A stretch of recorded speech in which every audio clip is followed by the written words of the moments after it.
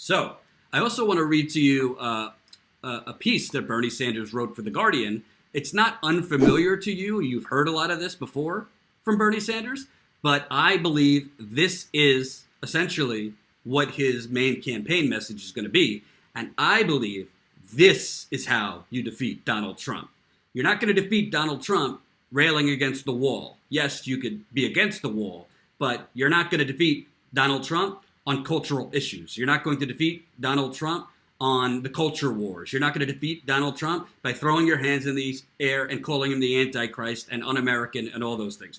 You're going to defeat Donald Trump by seeping in, by flooding the American psyche with the fact that the economy is smoke and mirrors, that it's not booming, and that Trump is no different than the very people he railed against to become president. Donald Trump tells the U.S., let me put it in the live stream if you want to read along. Donald Trump, where did it go? Donald Trump tells us the U.S. economy is absolutely booming, the strongest we've ever had, and the greatest in the history of America. Well, at his Mar-a-Lago country club, where the price of admission has doubled to $200,000, he's right. The economy could not be better for the top 1% and corporate America.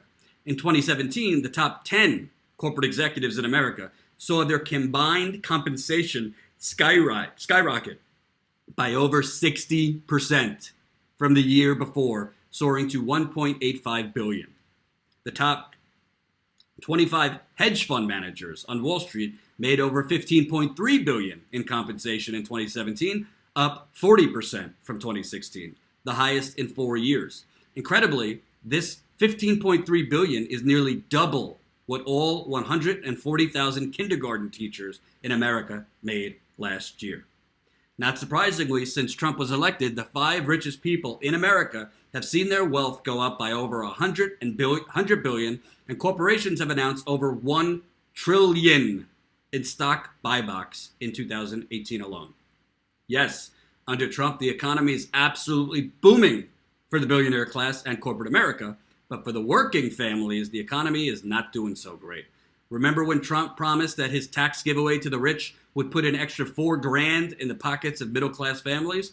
Well, didn't quite happen that way. The reality is that bonuses for average workers are up by just 2 cents. 2 cents an hour since Trump's tax plan was signed into law.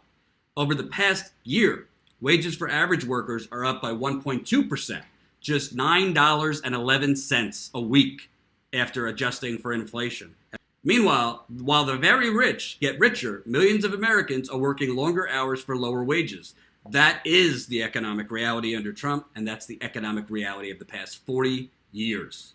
The truth is that the average worker makes less today than he or she made 43 years ago after adjusting for inflation. In other words, as the price of healthcare, prescription drugs, housing, childcare, and college education continue to go through the roof, wages for the average worker have not kept pace. So what I like about what Bernie Sanders is saying is it's numbers. So when Bernie Sanders is not just talking to progressives when he's running. He's talking to a lot of, frankly, people who voted for Trump that were hoodwinked into thinking Trump would help them. So when you start talking about 9 cents an hour or $9.11 a week pay, you know what that does? It actually gets into Trump voters' minds, not all of them, because some of them just, like Trump said, he could shoot somebody on Fifth Avenue, they're sticking with him. But for a lot of people, they'll think, wait a minute, how much am I actually making more under Trump? How much more am I making? Because that's the first time most people will actually even hear that they're only making 9 cents more an hour or $9.11 a week. So the majority of people that voted for this phony populist, this everyman Trump who's going to take it to Goldman Sachs, who's going to take it to the billionaire class, have not a clue how much more money they're getting under Trump. They're attracted to the rhetoric. They're attracted to the toughness. They're attracted to him poking at Jeb Bush, at Hillary Clinton, at the establishment. But they don't actually go through the layers to actually see if they've actually helped him. he's actually helped them. But I can promise you, they see, if they're in Ohio, Wisconsin, Michigan, Pennsylvania, they see that there's not an explosion of new plants popping up. They still see those plants that Donald Trump said he's going to reopen and he's going to bring all these jobs back. They still see them closed, growing grass, 2 to 3 feet high around them, decrepit all over these plants, not just in the Midwest, by the way. So Bernie Sanders is not bringing a message. Donald Trump is the Antichrist because he's deplorable. He has no morals and all that. I'm sure he'll say that. His message is purely economic. Folks, you got hoodwinked. And it predates Donald Trump. This has been going on for 30 to 40 years, but Donald Trump has only accelerated it. Donald Trump has only accelerated that. So I love this message because Bernie Sanders is the only one who can actually make it and pull it off. Yes, Elizabeth Warren has economic populist tones. She's been consistent against Wall Street and this and that. But so far, I haven't really heard much from Elizabeth Warren with specifics. I haven't heard much from Elizabeth Warren on Medicare for All. I haven't heard much from Elizabeth Warren on free public college. I haven't heard much from Elizabeth Warren on a Green New Deal. I haven't heard much from Elizabeth Warren on ending private prisons. I've not heard much from Elizabeth Warren on drastically cutting our defense budget.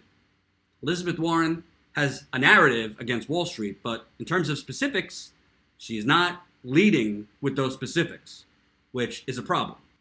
Further, while the official unemployment rate is relatively low at 3.9%, the real unemployment rate is much higher. If you include those who have given up looking for work and those who are working part-time when they need a full-time job, the real unemployment rate is not 3.9%. It's 7.6%. Even worse, over 20% of Americans in their prime working years, between 25 and 54, don't have a job, which is higher than was the case 11 years ago. And the real unemployment rate for young adults is still off the charts. According to the most recent data from the Economic Policy Institute, over 25% of young white Americans between the ages of 18 and 21 who have graduated from high school are unemployed or underemployed. For Hispanic people in the same age group, it's nearly 27%. And young African American adults are underemployed or unemployed to the tune of 40%, which kind of harms Donald Trump's bullshit argument. Oh, the lowest African American unemployment rate ever. No, it's not. Those are phony numbers. No, Donald Trump, the economy is not absolutely booming when nearly 80% of workers live paycheck to paycheck, hoping that they don't get sick or that their cars don't break down. It's not the, quote, greatest economy in the, quote, history of America when 43% of households can't afford to pay for housing, food, childcare, healthcare, transportation, and a cell phone without going into debt. The economy is not, quote, booming when Americans are reaching retirement age in worse financial shape than their parents, and when about half of older Americans have no retirement savings and no idea how they will be able to retire in dignity. It's not the strongest economy we've ever had when hundreds of thousands of young people are unable to go to college because of the cost. Over 30 million Americans don't have health care. 1 out of 5 Americans can't afford the medicine prescribed by their doctors, and over 40 million Americans are living in poverty. This is not an economy we should be proud of when we have the highest childhood poverty rate in the developed world, and life expectancy in the U.S. has gone down for the 3rd year in a row.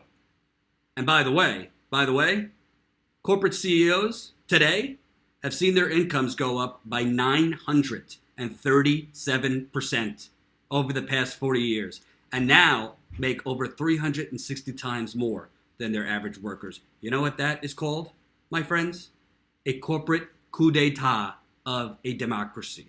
We have been the victims of a corporate coup d'etat of a country. Because in the 1950s and 60s, you had income equality for the most part. A CEO made 15 times, 20 times their average worker. Now you're hovering close to 400 times an average worker. It's disgusting. Disgusting. So there's another element of this, why I think this argument is super, super helpful that Bernie's making on the economy. The reason that this is the winning strategy, the reason that Bernie Sanders contrasting the economic numbers and the realities, not just under Trump, but of the last 40 years, but particularly how things have only gotten more gilded under Trump. The reason this is so important is the majority of economists in this country are predicting another recession before this next election. Majority of economists, not the majority, but a number of economists have put out there that this government shutdown is only accelerating us to another recession because we still have a massive debt bubble. We have student loans and defaults on student loans hitting all-time highs. And you basically have the booming economy was basically built on a sugar high of tax cuts for yacht owners and Bill Walton and Jeff Bezos and other oligarchs. It wasn't built on actual economic growth. It was built on giving rich people more money, just like Reagan did, just like Bush did. Frankly, Obama extended the Bush tax cuts, and that did not trickle down to the worker bee. It did not. These one-time bonuses from Trump's tax cuts to average workers are gone. So it wasn't actually growth. It was a sugar high from tax cuts for the rich. And we've seen this record before. We've seen this movie before. It's not a stronger economy for all.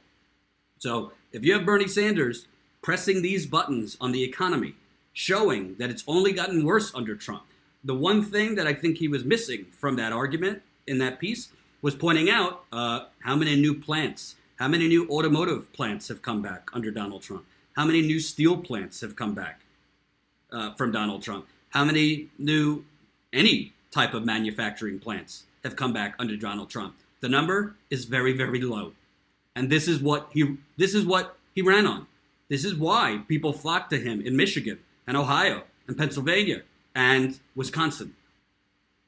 And Donald Trump will not lose re-election if he is not defeated in at least two of those states. He has to lose in either Michigan. He has to lose two of those states. I don't think he's going to lose Ohio unless something radically changes. I think the most in play are Michigan and Wisconsin and then Pennsylvania.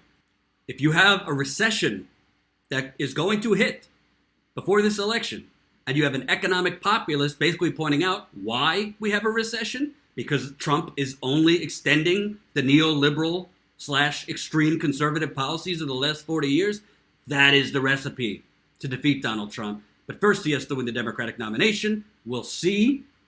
I have no reason to think he's going to run as an independent, but there's also another element. There is also another element, folks, that we should not lose sight of.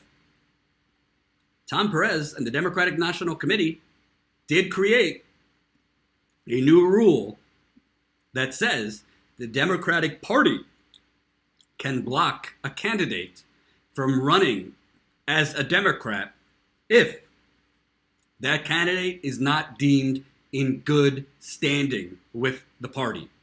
Tom Perez made that rule. You think he made that rule, for Joe Biden? That is the Bernie Sanders rule. I think Tom Perez and the Democratic National Committee would be absolutely out of their minds, suicidal, if they basically pressed the nuclear button and disqualified Bernie Sanders from running as a Democrat, if that's what Bernie Sanders wants to do. If they do that, they are sealing their defeat to Donald Trump, because I don't know any young person that voted for Bernie Sanders that would vote for the Democratic candidate if they blocked Bernie from running. And frankly, most older Bernie voters would not go along with the Democratic Party if they just right up front block Bernie from running.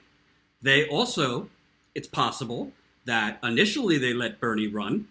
Bernie is leading in the polls. It looks like Bernie's going to win. And then they lob that nuclear option and say he's disqualified as a Democrat. These are all possibilities. And by the way, I think we've seen the Democratic Party would rather see a re-elected President Trump than ever let Bernie Sanders even breathe near the Oval Office. They would rather have the extension of neoliberalism of Trump than Bernie Sanders. So very, very, very, very important that DNC is going to have to be watch like a laser. I think it would almost be a gift if they try to block Bernie Sanders from running. If they block Bernie Sanders from running, oh my God. A, he runs as an independent, and B, oh my God, the movement behind Bernie Sanders, if the DNC blocks him, not just from progressives, but frankly from others that aren't naturally progressive but are just sick of the Democratic Party's bullshit, that would be something to behold. So we'll see what happens.